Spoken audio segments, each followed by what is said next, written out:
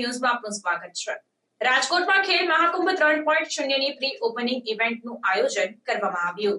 રાજકોટના આંગણેથી મુખ્યમંત્રી ભૂપેન્દ્ર પટેલના હસ્તે ખેલ મહાકુંભ 3.0ના શુભારંભની ઘડીઓ ગણાઈ રહી છે। ત્યારે શહેરીજનોમાં રમતગમત માટે જોશ અને ઉત્સાહ ભરતી Khel Mahakumbh pre opening event યોજાઈ હતી, જેમાં મોટી સંખ્યામાં ખેલાડીઓ જોડાયા અને માહોલમાં જોમ ભરી દીધું।